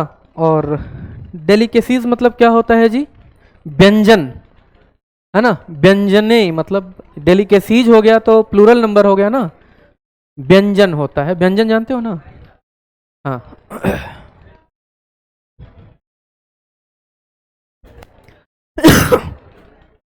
कौन बोला, हाँ क्या है? ये सबको कम्युनिकेशन करने आता ही नहीं है, कैसे तुम लोग जिंदा हो जी? हैं? डरता है क्या तुम सब? हमसे बोलने में क्या डर है तुम लोगों को? तो अगर दिमाग मन में कुछ अगर चीजें हैं तो उसको बोलो ना, सर बोल के बस शांत हो जाए। बोलो।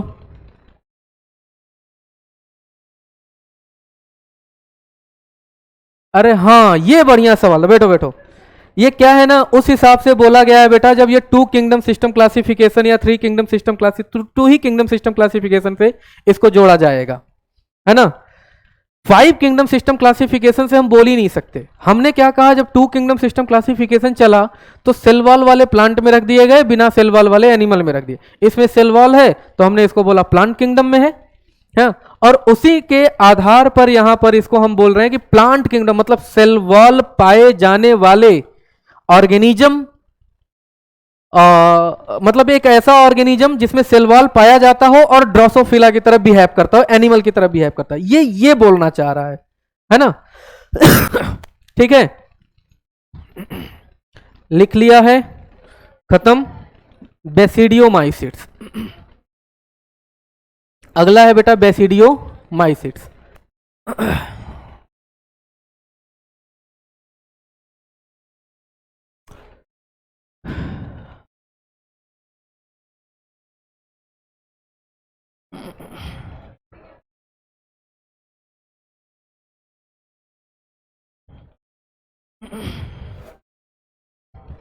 बेसिडियोमाइसिट्स।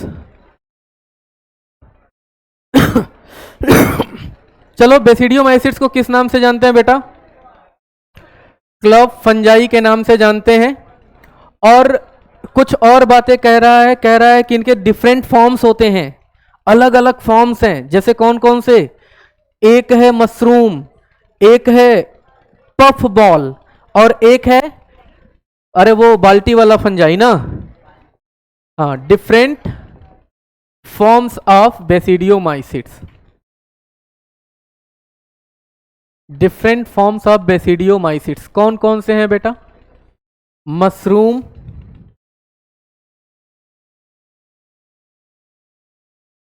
Puff balls and bracket fungi, है ना।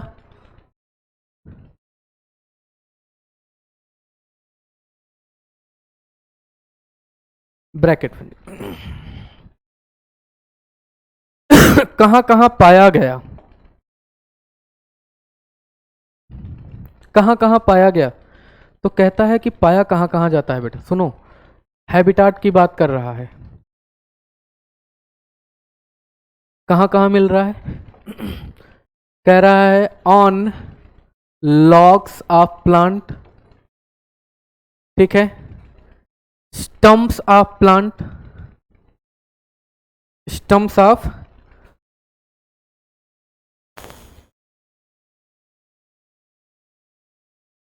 Plants.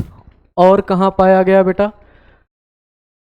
Parasite in living plant body.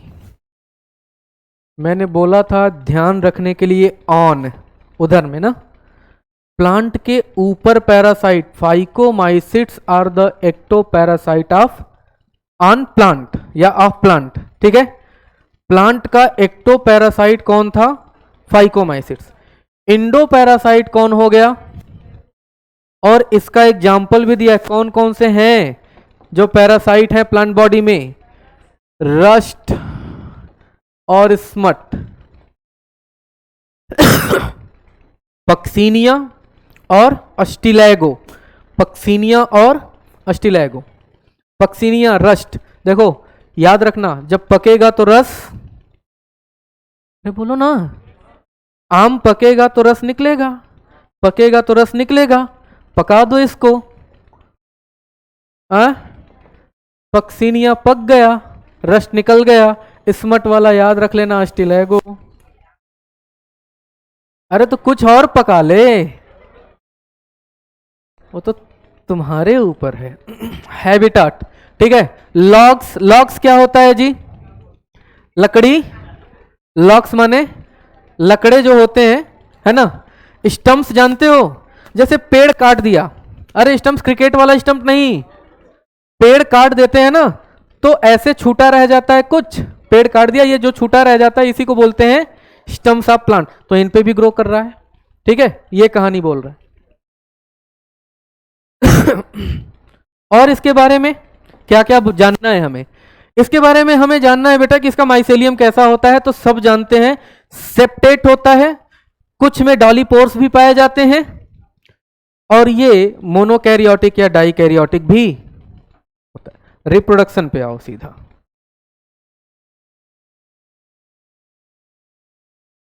जब हम रिप्रोडक्शन की बात करते हैं तो कहता है, जो बहुत इंपॉर्टेंट पॉइंट, एनसीईआरटी जबरदस्त बात कह रही है, यहां पर कह रही है कि एसेक्सुअल स्पोर्स यहां पर जनरली एब्सेंट होते हैं, है ना जी।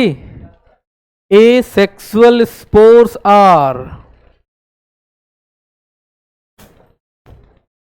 जनरली क्या है? एब्सेंट हैं, नहीं है, नहीं पाए गए, मतलब ये सेक्सुअल रिप्रोडक्शन इधर होता ही नहीं है।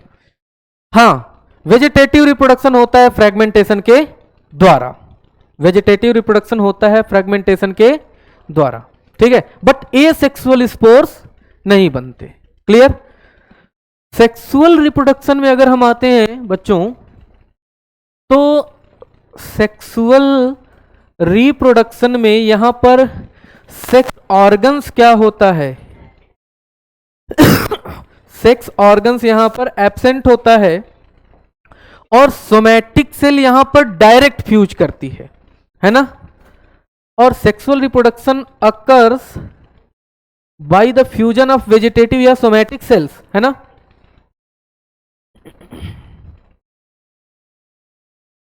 वेजिटेटिव या सोमैटिक सेल,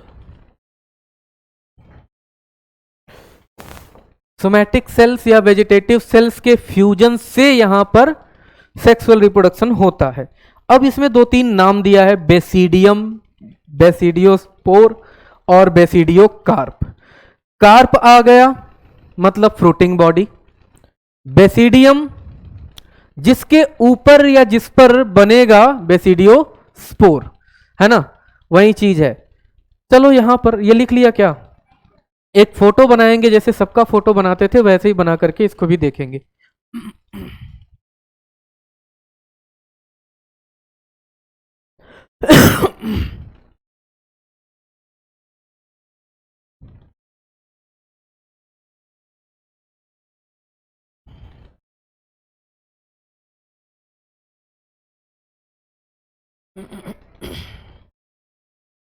हो गया ना? चलिए बेटा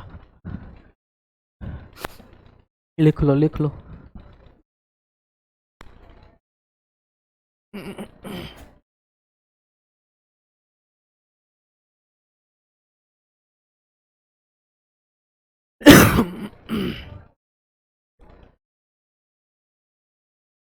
चलिए हो गया, बस थोड़ा सा और पढ़ लो, उसके बाद तो ये चैप्टर खत्म ही है, ठीक है।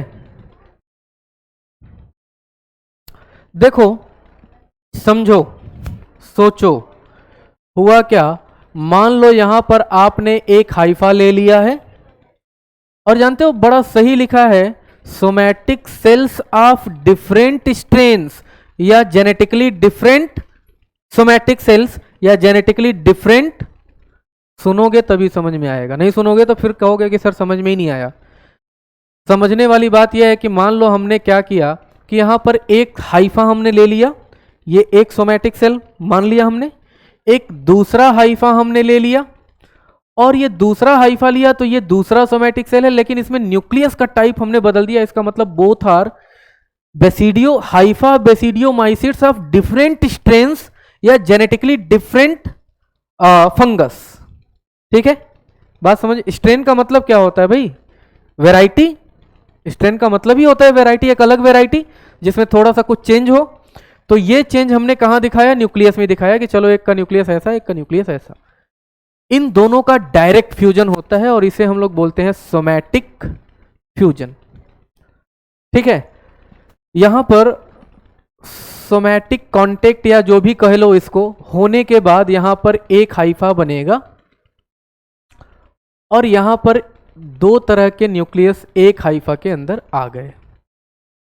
ठीक है, ये कैसा था बेटा? हैप्लॉइड था। ये कैसा था? हैप्लॉइड था। अभी ये कैसा हो जाएगा? N+N। हम एक एग्जाम्पल लेकर के समझने की कोशिश करेंगे। चलो हम ये मान ले रहे हैं कि ये मशरूम का एगेरिकस का हाइफा है। ठीक है, अब ये हाइफा फर्दर डेवलप करेगा तो डेवलप करके कुछ इस तरह का स्ट्रक्चर बनाने लगेगा, लाइक दैट। ठीक है, फर्दर और डेवलप किया और डेवलप करा करके ज्यादा देर क्या करना, डायरेक्ट बनाओ कि ये बन गया इस तरह का स्ट्रक्चर।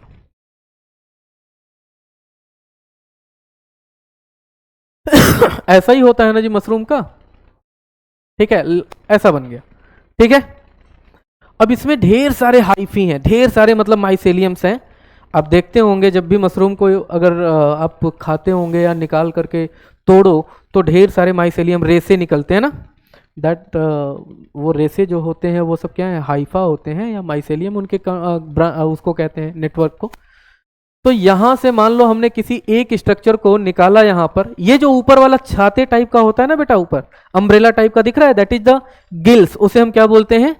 गिल्स। इस गिल्स को अगर हम यहां बाहर निकालते हैं और इसको थोड़ा जूम करते हैं तो जूम करते ही हमें कुछ इस तरह से स्ट्रक्चर देखने के लिए मिलने लगते हैं।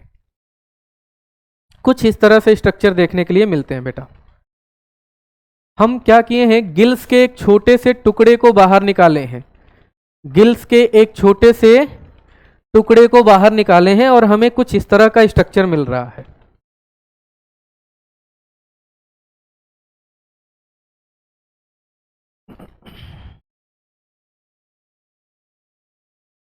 अरे बड़ा बनाना है यार, छोड़ो, इतना काफी है। कितना बनाएंगे?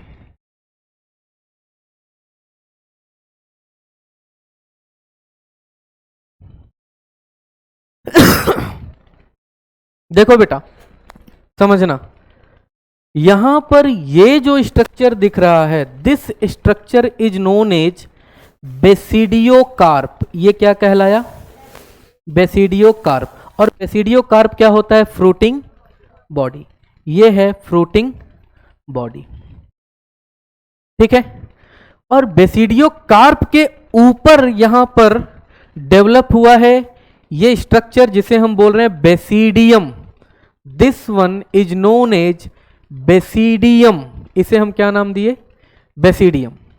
ठीक है, बेसिडियम किस पर डेवलप किया? बेसिडियोकार्प के ऊपर। इस बेसिडियम में होता है कैरियोगैमी एंड मियोसिस। इसी बेसिडियम में क्या होगा? कैरियोगैमी एंड एनसीईआरटी जब पढ़ोगे तो जहां बेसिडियम लिखा है वहीं पे लिखा है karyogamy and meiosis occurs in basidium. देखना, एक लाइन लिखा हुआ है। तो कैरियोगैमी और मियोसिस कहां हो रहा है? बेसिडियम में हो रहा है ना। तो यहां पर बेटा इस बात को हम लोग ध्यान रखेंगे कि karyogamy and meiosis occur here.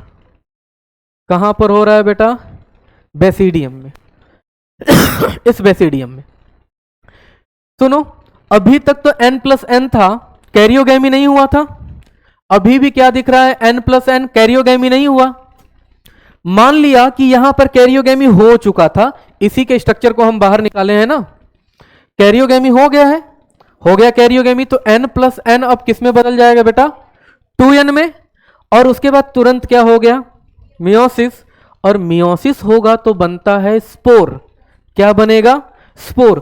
और यहां पर जो स्पोर बनता है वो एक्सोजिनस होता है, बाहर बनता है। और कहां बनता है? बेसिडियम के ऊपर। कहां बना बेटा? बेसिडियम के ऊपर। तो यहां पर आपको दिख रहा है spore. These are the spores. भाई मियोसिस के बाद बना, हम 4 स्पोर यहां पर दिखा दे रहे हैं। दीज आर द स्पोर्स, 5 हो गया। ठीक है, इन स्पोर्स को हमने क्या नाम दिया?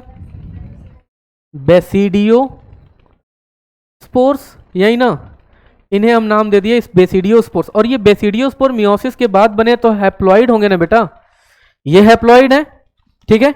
और यही बेसिडियो स्पोर्स फर्दर जब डेवलप करेंगे तो नए माइसेलियम को बनाएंगे, नया हाइफा बनाएंगे।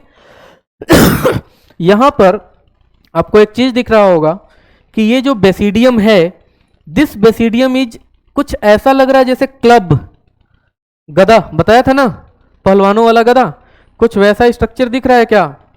हाँ, ऐसा स्ट्रक्चर होता है। और इसी बेसिडियम के ऊपर बनता है बेसिडियोस्पोर। तो बेसिडियोस्पोर एक्सोजिनस हो गया, इंडोजिनस हुआ? These are the exogenous structure, ये हो गया एक्सोजिनस। और अगर आप एस्कोमाइसिट्स में चलते थे तो वहां पर आपने देखा था एस्कोस्पोर्स जो बने थे वो कैसे थे बेटा? एंडोजिनस, ये स्ट्रक्चर के अंदर बने थे ना, ये स्ट्रक्चर के अंदर बने थे और ये स्ट्रक्चर के बाहर बन रहे हैं, किसी स्ट्रक्चर के बाहर बन रहे हैं, तो हमने बोला कि ये एक्सोजिनस है। और ये फर्दर डेवलप करके एक नया माइसेलियम बना लिए। यही पूरी बात एनसीईआरटी लिखी हुई है।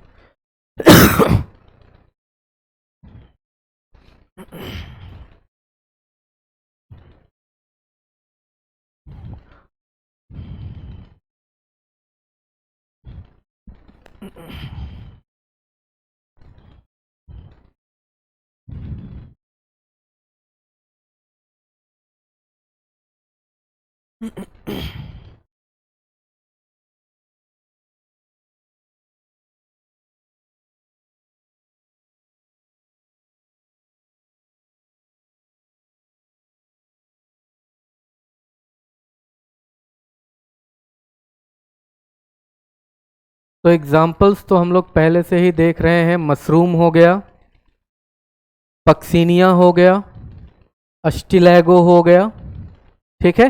ये सब क्या है बेटा? Examples of basidiomycetes. इसके बाद ड्यूटेरोमाइसिट्स है। ड्यूटेरोमाइसिट्स भी हम पढ़ा ही देंगे, 4-5 मिनट लगेगा और 5 मिनट हमारे पास टाइम है, ठीक है।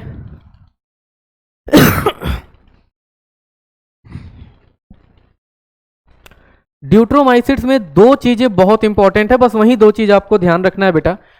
एक इंपॉर्टेंट पॉइंट उसमें लिखा है कि इसमें एसेक्सुअल रिप्रोडक्शन होता है और एसेक्सुअल रिप्रोडक्शन कोनिडिया के द्वारा होता है, बस ये ध्यान रखना है ना।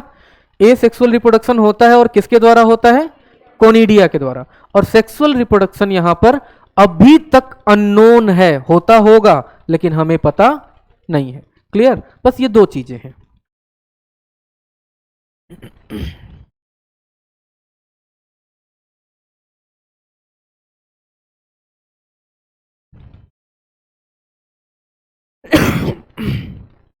बाप रे,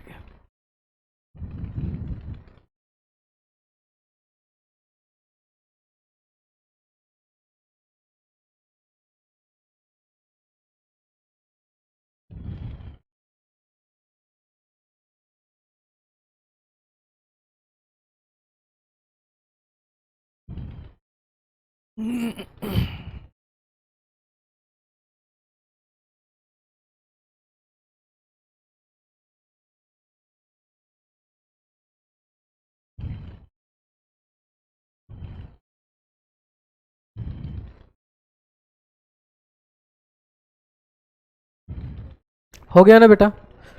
चलो।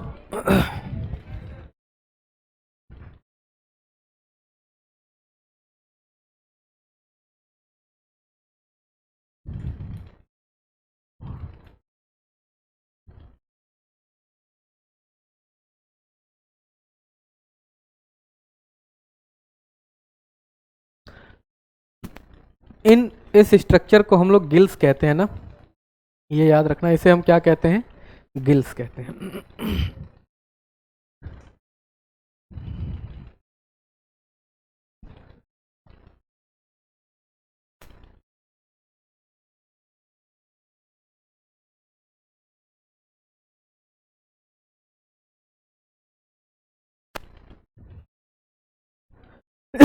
हो गया क्या?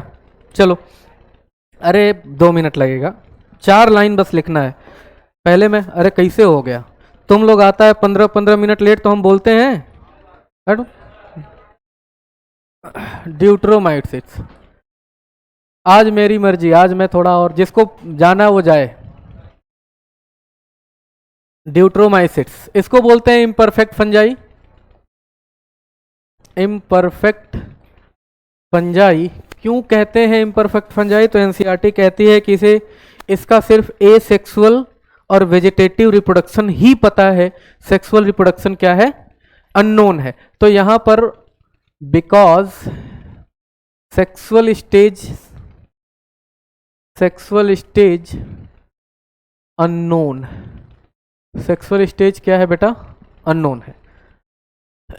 सिर्फ क्या पता है, एसेक्सुअल स्टेज। दूसरी चीज, अगर जिस दिन सेक्सुअल स्टेज का पता चलेगा,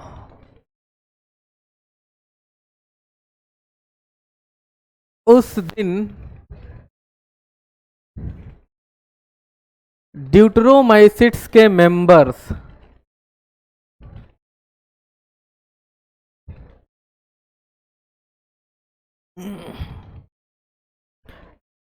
एस्कोमाइसिट्स या बेसिडियोमाइसिट्स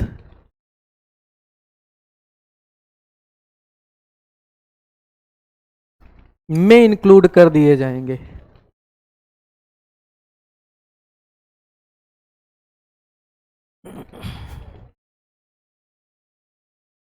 ठीक है, यही इंपॉर्टेंट था। और एक लाइन और उसके बाद तो एग्जाम्पल ही है। एसेक्सुअल रिप्रोडक्शन अकर्स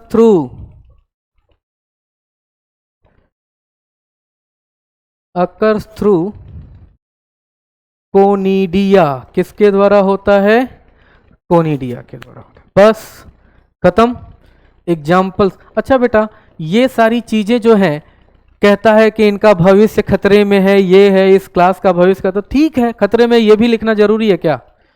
नहीं जरूरी नहीं, इसलिए नहीं लिखा। हाँ, जो जो जरूरी था वो लिख दिया कि ये कहां कहां भेजे जा सकते हैं जिस दिन सेक्सुअल स्टेजेस इनका पता चलेगा, एस्कोमाइसिट्स या बेसिडियोमाइसिट्स। इसके पीछे का कारण यही है क्योंकि इनमें जो हाइफा मिलता है वो हाइफा सेप्टेट होता है, मोनोकैरियोटिक या डाइकैरियोटिक हो सकता है। ठीक है, इस वजह से। अच्छा, जब फाइकोमाइसिट्स की हम बात करते हैं तो फाइकोमाइसिट्स में ऐसा कुछ है ही नहीं, सेप्टेट हाइफा है ही नहीं, तो उधर के बारे में हम सोचेंगे ही नहीं। सर कोनिडिया आ गया है, सिर्फ कोनिडिया की वजह से क्या हम एस्कोमाइसिट्स में सबको नहीं भेज सकते? नहीं, एसेक्सुअल रिप्रोडक्शन देख करके हम क्लासिफिकेशन नहीं करते, हम सेक्सुअल स्टेजेस देखते हैं तभी क्लासिफिकेशन करते हैं। एग्जांपल्स क्या क्या हैं इसके? अल्टरनेरिया सोलेनाई, अल्टरनेरिया सोलेनाई, याद कर लेना इसको। अर्ली ब्लाइट ऑफ पोटैटो, इसीलिए मैंने वहां पर लिख दिया था अर्ली ब्लाइट ऑफ पोटैटो, वहां पर लेट ब्लाइट लिखा था ना बेटा। ये जैसे ही बनेगा वैसे ही खत्म कर देगा पोटैटो। ये हो गया एक डिजीज। कोलिटोट्राइकम है ना, Colletotrichum, red rot of sugarcane, red Colletotrichum falcatum इसका स्पीसीज है, red rot of sugarcane. गन्ना देखा है, जब गन्ने को तोड़ो तो बीच से एक रेड कलर की धारी निकलती है किसी किसी में, ठीक है, वो एक फंगस की वजह से हो रहा है, दैट इज द कोलिटोट्राइकम। और एक और है बेटा ट्राइकोडर्मा,